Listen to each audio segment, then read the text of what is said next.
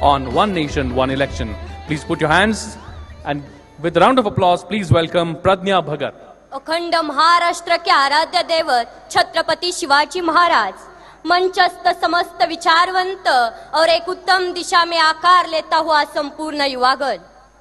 कुछ साल पहले हमारे देश के महान शास्त्रज्ञ और भारत के पूर्व राष्ट्रपति अब्दुल कलाम सर ने एक सपना देखा था कि हमारा भारत देश 2022 तक महासत्ता बनाना है। आज 2019 साल शुरू है। मुझे नहीं पता कि 3 साल में हम महासत्ता बन सकेंगे या नहीं, लेकिन देश में बार बार होने वाले चुनाव, उनकी वजह से बर्बाद होने वाले समय, पैसे और निर्माण होने वाली अस्थिरता की वजह से हमारे देश को महासत्ता बनने में बड़ी रुकावट है, जिसको चाहे तो हम दूर कर सकते हैं एक देश एक चुनाव संकल्पना के माध्यम से। नमस्ते, मैं प्रज्ञा भगत छात्र संसद में युवाओं का प्रतिनिधित्व करते हुए अपनी बात रख रही हूँ। 2009 के लोकसभा चुनाव में चुनाव आयोग द्वारा खर्च हुई रकम थी 1700 करोड़।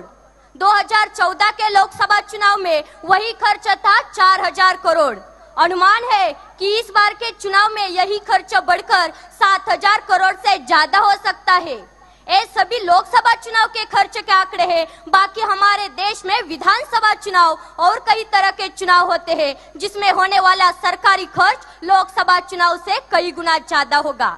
अगर ये सभी चुनाव एक साथ हो जाए तो हमारे देश के कई हजार करोड़ रुपए बच जाएंगे।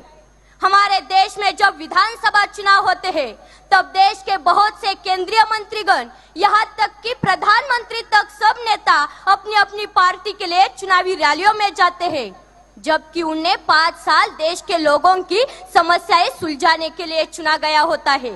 हर साल ये विधानसभा चुनाव होते हैं और हर साल ये मंत्रीगण अपना यही समय रैली में गवा देते हैं।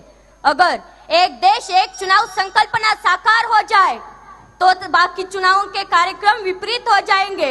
हमारा देश कई हजार करोड़ रुपए से बच जाएगा और 5 सालों में एक ही बार चुनावी रैलियों के लिए जाना पड़ेगा।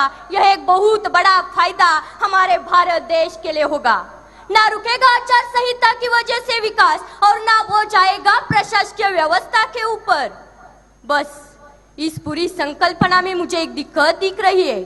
अगर किसी लोकसभा या किसी विधानसभा में कम संख्या बल होने की वजह से कोई सरकार समय से पहले गिर जाती है या खारिज हो जाती है तो ऐसे समय में क्या किया जाए?